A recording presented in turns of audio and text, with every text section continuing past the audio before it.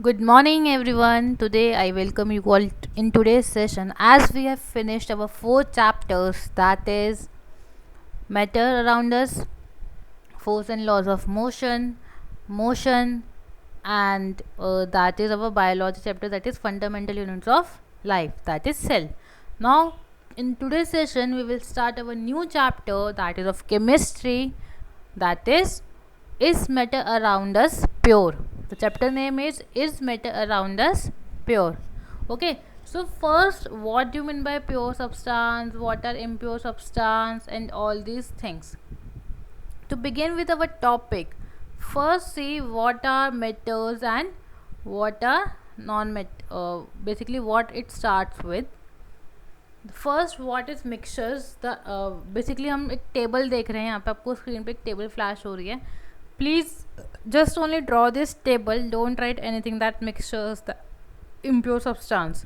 आप सिर्फ table draw कीजिएगा जो डायग्राम आपको यहाँ पे दिख रहा है. नाउ आपने पढ़ा था फर्स्ट चैप्टर में, that is matter around us में एटम्स एंड मॉलिक्यूल्स दोनों मिला के आपको क्या बनाते हैं, मैटर बनाते हैं. अब यही मैटर दो फॉर्म्स में एग्जिस्ट करता है, दैट इज सब्सटेंसेस और मिक्सचर्स की फॉर्म में. Clear, this is the starting of our chapter. तो यही मैटर दो फॉर्म्स में एग्जिस्ट करता है, दैट इज सब्सटेंसेस और मिक्सचर्स. अब हम इन सब्सटेंसेस को दो पार्ट्स में डिवाइड करते हैं, that is elements and compounds. Clear, and mixtures को हम दो पार्ट्स में डिवाइड करते हैं, that is homogeneous and heterogeneous mixture.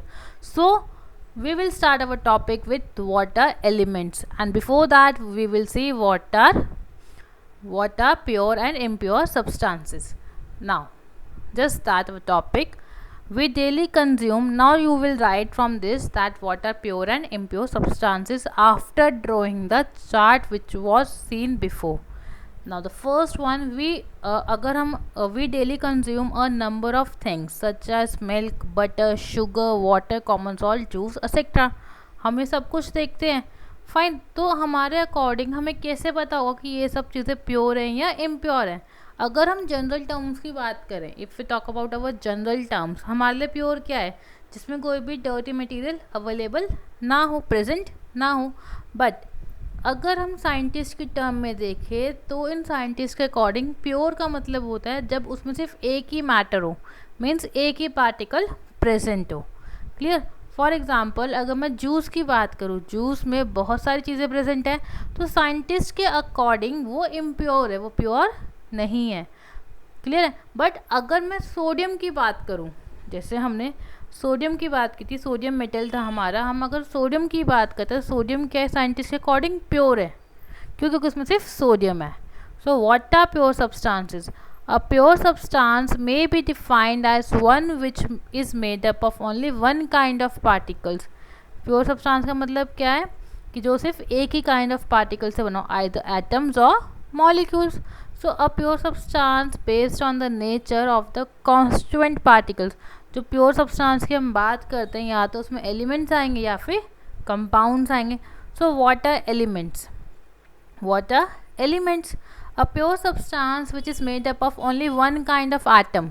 कोई भी ऐसा सब्सटेंस जो सिर्फ एक ही काइंड ऑफ एटम के बना हो, that is called element. For example, अगर मैं एग्जाम्पल की बात करूँ, हम कार्बन की बात करते हैं. कार्बन क्या है? सिर्फ कार्बन का बना हुआ है. ऑक्सीजन क्या है? ऑक्सीजन का बना हुआ है. नाइट्रोजन क्या है? सिर्फ नाइट्रोजन का बना हुआ है. तो these are your elements, these are your elements. क्यों? क्योंकि ये सिर्फ एक ही एटम के बने हुए हैं, दैट इज़ कार्बन में सिर्फ कार्बन है, ऑक्सीजन में सिर्फ ऑक्सीजन है, हाइड्रोजन में सिर्फ हाइड्रोजन है. मीन्स अगर मैं हाइड्रोजन गैस की बात कर भी रही हूँ तो उसमें हाइड्रोजन और हाइड्रोजन कंबाइन हुए हैं ना, बट है तो single element. So single atom, that is hydrogen. तो ये क्या होगा आपका? हाइड्रोजन. तो ये क्या होगा आपका? एलिमेंट हो जाएगा.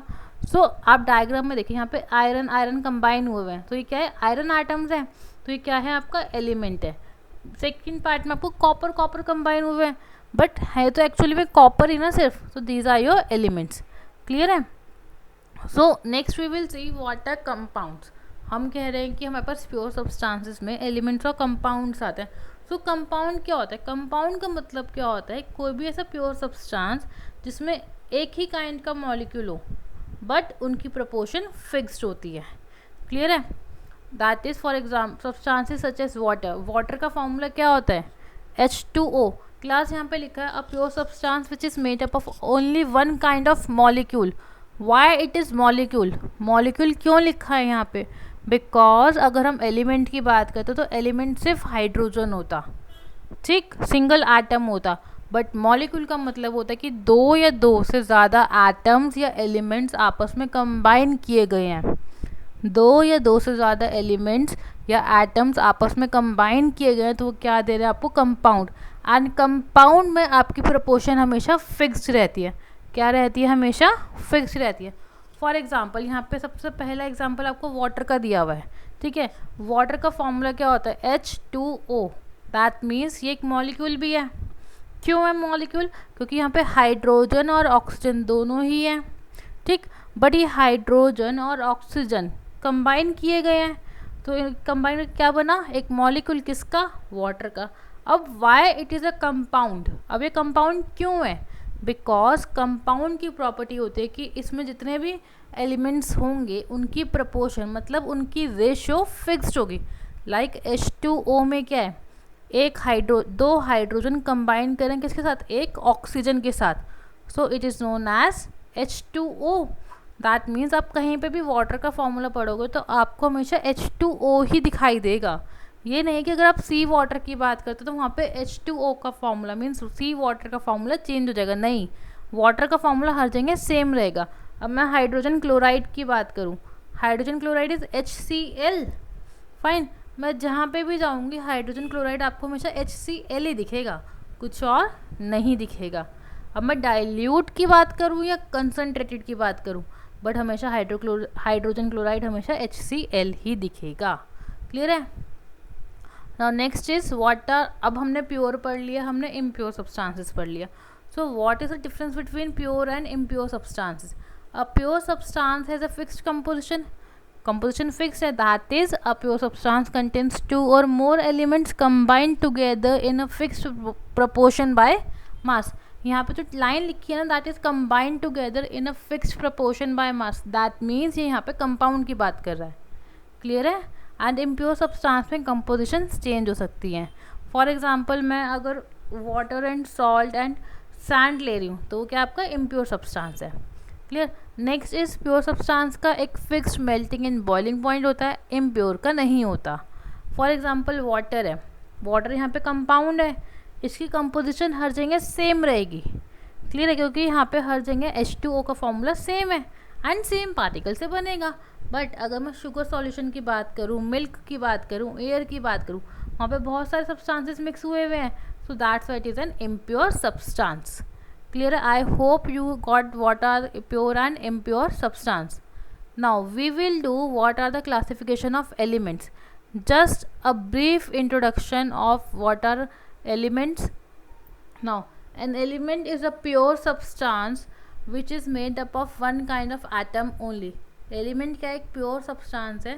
सी मैंने एलिमेंट्स के बारे में क्या बताया था कि वो एक सिंगल एटम होता है, तभी वो प्योर है क्योंकि वहाँ पे सिर्फ एक काइंड का एटम है. लिखा है ना यहाँ पे made up of one kind of atom only, तो वो सिर्फ एक काइंड का एटम है. So that's why it is known as elements. Clear है? Now nearly 118 elements are known in the periodic table, out of which 92 have been found to be present in nature. The rest have been synthesized by the scientists in laboratory. Means total 118 elements है periodic table में. Periodic table आपको जो यहाँ पे screen पे flash हो रही है that is your periodic table. Sorry, ये पीरियोडिक टेबल क्या है?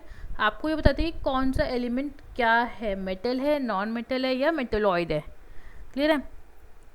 Now all elements have been identified with the help of symbols. ये पीरियोडिक टेबल आपको ये बता रही है कौन सा एलिमेंट कहाँ पे प्लेस किया गया है. सेकेंडली उनके सिम्बल्स क्या हैं. लाइक सोडियम का सिम्बल क्या होता है? Na. आपको 11 नंबर पे दिख रहा है Na. देन पोटाशियम का सिंबल क्या है? 19. सॉरी, पोटाशियम का सिंबल क्या है? K. क्लियर है? Now next, these elements are widely distributed in earth crust in the free as well as in the combined forms. Clear है? ये आपको नहीं बनाना. Now we have types of elements, that is metals, non metals and metalloids. Clear है? So आपको metals and non metals की property पता है. So I just give a quick recap of metals and non metals का difference between जो भी आपका. Now just see a difference. Metals are malleable and ductile. आपको पता है मेलिएबल एंड डक्टाइल क्या होता है. मेलिएबल जिनको आप थिन शीट्स में डाल सको, डक्टाइल जो वायर्स की फॉर्म में डल जाए. नॉन मेटल्स मेलिएबल भी नहीं होते, डक्टाइल भी नहीं होते. Clear. They are actually brittle. Brittle means कि अगर आप इन पर हैमर मारोगे तो वो टूट जाएंगे. Clear. Metals good conductors of heat and electricity होते हैं, ये भी आपको पता है. नॉन मेटल्स नहीं होते एक्सेप्ट डायमंड. डायमंड बहुत अच्छा कंडक्टर है हीट का, एंड ग्रेफाइट है इलेक्ट्रिसिटी का. ग्रेफाइट बेसिकली आपका पेंसिल में यूज़ होता है sometimes. So this is a good conductor of electricity. Clear. Non metals lustrous means shiny होते हैं, नॉन मेटल्स शाइनी नहीं होते. मेटल्स जनरली हार्ड होते हैं except sodium and potassium. Clear. And non metals generally soft होते हैं except diamond and boron. Diamond actually एक form है कार्बन की. कार्बन बहुत सॉफ्ट होता है बट डायमंड बहुत ज़्यादा हार्ड होता है आपका. मेटल्स की टेंसाइल स्ट्रेंथ मीन्स स्ट्रेंथ ज़्यादा होती है एंड उनको आप इजीली ब्रेक नहीं कर सकते, जबकि नॉन मेटल्स की टेंसाइल स्ट्रेंथ इतनी ज़्यादा नहीं होती, मीन्स इतना ज़्यादा पावरफुल नहीं होते, वो इजीली ब्रेक कर जाते हैं. This is what we have studied about metals and non-metals. Now we will see the physical properties of metalloids. I hope that आपको metalloids नहीं पता है. metals and non-metals हम हमेशा क्लास में 6, 7, 8 में पढ़ते आए हैं. क्लियर. तो मैंने आपको सिर्फ उसकी फिजिकल प्रॉपर्टीज़ का इंट्रोडक्शन दिया वहाँ पे. Now what are metalloids. Metalloids का मतलब क्या होता है कि ऐसे एलिमेंट्स जो कभी कभी कुछ प्रॉपर्टी मेटल्स की शो करें एंड कुछ प्रॉपर्टीज़ नॉन मेटल की शो करें, तो उन्हें हम क्या बोलते हैं, metalloids. For example boron, silicon, germanium, arsenic, antimony and tellurium. Clear. These are your non metals, sorry these are your metalloids. Clear. आपको ये दिख रहा है. Boron is for B, silicon is for SI, germanium is for GE, arsenic is for AS and antimony is for SB and tellurium is for TE. Clear. These are your metalloids. Okay. Now metalloids look like metal but are brittle like non-metals. metals की तरह दिखते हैं but वो easily break कर जाते हैं. See, silicon and germanium है, बहुत शाइनी दिख रहे हैं आपको बट वो easily break कर जाएंगे. Secondly they are not good conductors of electricity, नहीं होते ज़्यादा अच्छे, ना ही इंसुलेटर्स होते. ठीक है. एटलीस्ट दोनों की प्रॉपर्टीज शो करते हैं. अब दोनों की प्रॉपर्टी कैसे शो करें, सेमी कंडक्टर हैं, कभी कभी इलेक्ट्रिसिटी कंडक्ट करेंगे, कभी कभी नहीं करेंगे. Clear. Now this is what we have studied about metals, metalloids and non metals. Clear. Now we will do our next topic that is compound and mixtures. Now what are compounds. Compounds क्या होता है, actually में हमने अभी pure substance में पढ़ा था कि कंपाउंड्स भी एक प्योर सब्सटेंस है. तो एक्चुअली में कंपाउंड्स क्या होते हैं. A compound is a pure substance containing 2 or more elements which are chemically combined together in a fixed proportion by mass. कि कंपाउंड क्या एक प्योर सब्सटेंस है जो 2 या 2 से ज़्यादा एलिमेंट से मिक्स करके बना है, बट केमिकली मीन्स कि हर जगह उनकी कंपोजिशन सेम रहेगी. In a fixed proportion by mass, की मास उनका सेम रहेगा हर जगह हम जहाँ भी कंपाउंड्स की बात करेंगे. फॉर एग्जांपल वाटर है. ठीक. अब इस वाटर में क्या है, एक हाइड्रोजन का mass of hydrogen in water is 2, mass of oxygen in water is 16 and ratio is 2:16. अब ये रेशो आई कैसे, मैं आपको बताती हूँ. लिसन. वाटर का फॉर्मूला होता है H2O. क्लियर है. H2O वाटर का फॉर्मूला होता है. एंड हमने अपनी केमिस्ट्री स्टार्ट करने से पहले आपको एक टेबल लर्न करने को दी थी एंड उसमें आपको बताया था कि आपके पास कुछ एलिमेंट्स, आपके पास एटॉमिक नंबर हैं, एटम्स हैं, उनके सिंबल्स हैं. क्लियर. सो उसमें आपको कुछ एलिमेंट्स के एटॉमिक मास दिए गए थे. सो हाइड्रोजन का एटॉमिक नंबर क्या होता है 1. सो मास कितना हो गया 1. ठीक. अब हाइड्रोजन कितने यूज़ किए हमने वाटर में 2. तो एक हाइड्रोजन का अगर मास 1 है, 1 ग्राम है, तो 2 हाइड्रोजन का मास कितना हो गया 2 ग्राम. क्लियर. अब ऑक्सीजन का मास, अगर एक ऑक्सीजन का मास 16 है और हमारे पास वाटर के फॉर्मूले में H2O में ऑक्सीजन कितना आ रहा है 1 आ रहा है, तो 16 हो गया. अब रेशो निकाले अगर हम हाइड्रोजन इज टू ऑक्सीजन की, तो वो क्या होगी 2:16. क्लियर, मीन्स हाइड्रोजन का मास कितना है 2, ऑक्सीजन का मास कितना है 16. तो अगर अब हम इनको डिवाइड करेंगे तो हमारे पास क्या आएगा 1:8. क्लियर है यहाँ तक. So that's what is say that fixed proportion by मास, कि मास के अकॉर्डिंग हम प्रोपोर्शन निकालते हैं. Now same is for sodium chloride. Clear है. अब सोडियम क्लोराइड में क्या है, आपके पास सोडियम क्लोराइड का एटॉमिक मास 23 होता है. सोडियम का मास 23 होता है एंड क्लोरीन का मास 35.5 होता है. तो आप पूरे यूनिवर्स में अगर कहीं पे भी बात करेंगे सोडियम क्लोराइड का फॉर्मूला क्या है तो वो आपको NaCl बताएगा. क्यों, पूरे यूनिवर्स को पता है कि सोडियम क्लोराइड में अगर Na का 23 ग्राम मिक्स होगा क्लोरीन के 35.5 ग्राम के साथ तो ही वो आपको एक प्रॉपर सोडियम क्लोराइड का स्ट्रक्चर देगा. तो this is your compound. Proportion हर जगह फिक्स्ड है. अब नेक्स्ट आप जो चॉक की बात करते हैं, जो टीचर्स चॉक यूज़ करती है ब्लैक बोर्ड पर राइट करने के लिए, that is calcium carbonate CaCO3. Clear है. नाउ कैल्शियम का एटॉमिक मास 40 होता है, कार्बन का एटॉमिक मास 12 होता है, ऑक्सीजन का एटॉमिक मास, एक ऑक्सीजन का एटॉमिक मास कितना होता है आपका, दैट इज 16. बट यहाँ पे कितने हैं, 3 है. क्लियर. सो आप इसको 3 से मल्टीप्लाई करेंगे दैट यू विल गेट 156. अब आप जब बेसिकली 156 तो नहीं आएगा आपका, 16 to 48, सॉरी 48 आएगा यहाँ पे. ठीक है. सो अब 48 आ गया आपके पास. लास्ट लाइन में लिखा है कैल्शियम रेशो में 40:12:48. क्लियर. अब जब आप इनको डिवाइड करेंगे तो 10:3:12 आएगा. दैट मीन्स अगर आपको कभी भी कैल्शियम कार्बोनेट या चॉक बनाना हो तो आपको कैल्शियम 10 लेना होगा, ऑक्सीजन कार्बन 3 लेना होगा एंड ऑक्सीजन 12 लेना होगा इन रेशो. बट अगर हम फॉर्मूले की बात करें या एटॉमिक मास की बात करें तो वहाँ पे 40 ग्राम तो आपका कैल्शियम होना चाहिए, 12 ग्राम आपका कार्बन होना चाहिए एंड 48 ग्राम आपका ऑक्सीजन होना चाहिए. क्लियर. तब जाके आपके पास एक डिज़ायर्ड और एक्यूरेट फॉर्मूला बनेगा कैल्शियम कार्बोनेट का. Clear. This is what we have studied about compounds. The same we have some another examples of compounds, that is ammonia NH3, NH4Cl, methane, silicon oxide, sodium hydroxide, sodium carbonate, calcium hydroxide, potassium nitrate, copper sulphate and many more. These are the examples of compound. Now अब आपके पास एक LPG cylinder है. उस LPG cylinder में क्या होता है कि कुकिंग गैस होते हैं, मीथेन, इथेन, प्रोपेन, ब्यूटेन, ये सारे कंपाउंड्स हैं. क्यों, क्योंकि इनकी प्रॉपर फिक्स्ड प्रोपोर्शन बाय मास में कंबाइन किया जाता है, देन वो आपको एक डिज़ायर्ड LPG गैस फॉर्म करिए. किसी की भी प्रोपोर्शन अगर हिल जाए आपकी, सपोज मीथेन आपने ज़्यादा कर दिया, इथेन कम कर दिया, प्रोपेन बढ़ा दिया, ब्यूटेन कम कर दिया, तो आपका एक प्रॉपर डिज़ायर्ड LPG सिलेंडर नहीं फॉर्म होगा. क्लियर है. Next we will see the properties of compounds. Now a compound is always made up of the same elements combined together in a fixed proportion by mass. Compound क्या है, वो हमेशा same element से बनेगा but अलग अलग अगर elements होंगे तो उनकी प्रोपोर्शन फिक्स्ड होगी.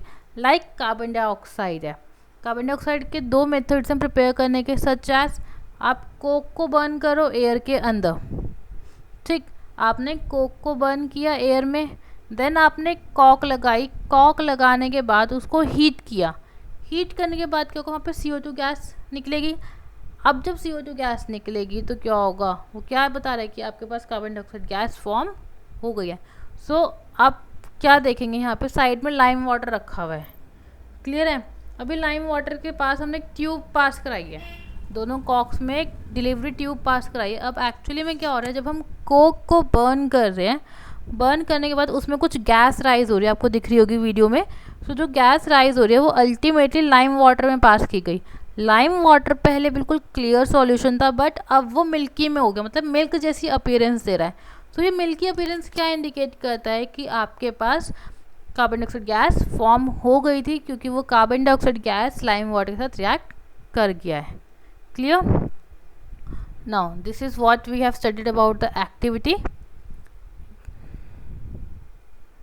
Now the next property is carbon dioxide gas can also be prepared by the reaction of sodium carbonate with hydrochloric acid. Now the next property of compounds is a chemical compound is formed as a result of chemical reactions and its property are totally different from those of its constituents. क्या कहता है कि आप जैसे chemical reaction क्या होता है कि आप दो अलग अलग रिएक्टेंट लेते हो एंड उनको रिएक्ट करा के उनकी एक नया प्रोडक्ट बनाते हो, बट इस प्रोडक्ट की प्रॉपर्टी टोटली डिफरेंट होती है उसके रिएक्टेंट से.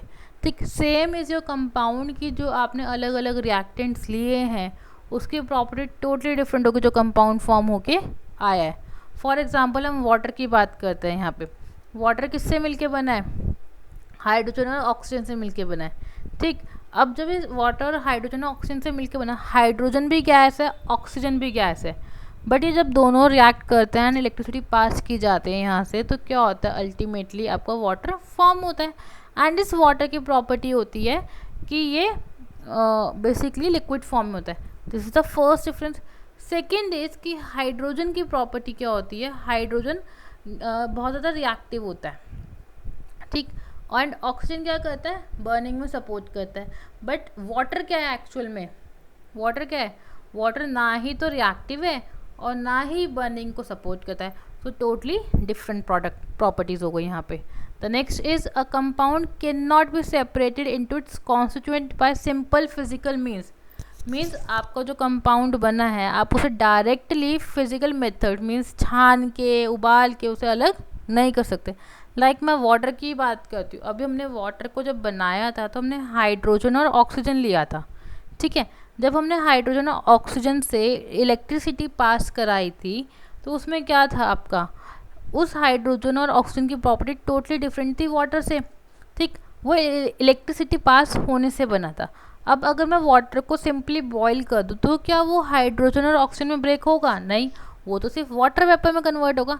तो वही चीज़ ये कह रहा है कि जो कंपाउंड हमने बनाया है हम उनको सिंपल मेथड से सेपरेट नहीं कर सकते. अ कंपाउंड नेक्स्ट प्रॉपर्टी है a compound has a definite molecular formula. Means आप जब एक कंपाउंड की बात करते हो तो उनका फार्मूला फिक्स्ड रहता है, सेम रहता है पूरे यूनिवर्स में. लाइक अगर मैंने वाटर की बात की थी तो वाटर पूरे यूनिवर्स में H2O के नाम से ही जाना जा रहा है ना.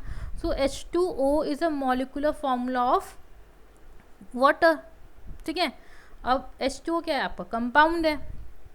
क्यों? क्योंकि वहाँ पे दो हाइड्रोजन और एक ऑक्सीजन कंबाइन हो रहा है एंड इनकी प्रोपोर्शन फिक्स्ड है. Clear? A compound has a definite molecular formula. Next, energy in the form of heat or light is usually evolved or absorbed when a compound is formed. Obviously बात है, आप जब भी कोई reaction कराते हैं उस रिएक्शन में या तो हीट एब्जॉर्ब की जाती है या हीट दी जाती है, मतलब बाहर निकाली जाती है सिस्टम से, इवॉल्व की जाती है. तो यही चीज़ कंपाउंड में, क्योंकि कंपाउंड आपका केमिकल रिएक्टिव है, केमिकली रिएक्शन से बना है. So same चीज़ है कि energy in the form of heat or light is usually evolved or absorbed when a compound is formed. Next, a compound is a homogeneous substance.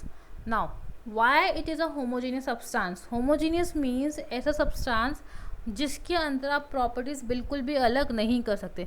Water में आप जब H2O की बात करते हैं, क्या आप उस H2O में से हाइड्रोजन और ऑक्सीजन को अलग अलग देख सकते हैं? नहीं, वो कम्प्लीटली मिक्स हो गए. That's why a compound is a homogeneous substance. The reaction आपको क्या बताया गया? जब हम आयरन सल्फाइड को माइक्रोस्कोप के अंडर देखते हैं तो आयरन सल्फाइड पूरे माइक्रोस्कोप में एक जैसा दिखता है. That's why it is a homogeneous substance. या आप शुगर और सॉल्ट के क्रिस्टल्स की बात करें, आप कोई भी शुगर और सॉल्ट का क्रिस्टल ले लीजिए, उन सबका टेस्ट एक जैसा होता है, नेचर एक जैसा होता है, दिखते एक जैसे हैं. आप ऊपर से उठाएं, नीचे से उठाएं या बीच में से उठाएं, शुगर क्रिस्टल्स हर जगह से सेम दिखते हैं. So they shows that they are homogeneous in nature. Means कि आप किसी भी चीज़ के बारे में बात करो, अगर वो आपस में सेपरेट नहीं हो रहे हैं, अलग अलग विजिबल नहीं हो रहे हैं, तो they are homogeneous in nature. So what we have studied that mixtures are being separated into metals are separated into substance and mixtures, and then substance into elements and compounds, and then mixtures are separated into heterogeneous and homogeneous mixtures. Then we have seen what are the elements, that is metals, metalloids and non-metals, their properties we have seen. And then we have seen what are compounds, how they are being formed. Okay, so what are the properties of compounds that we have seen. Now that's all for today. Thank you. Please copy all the notes from the video.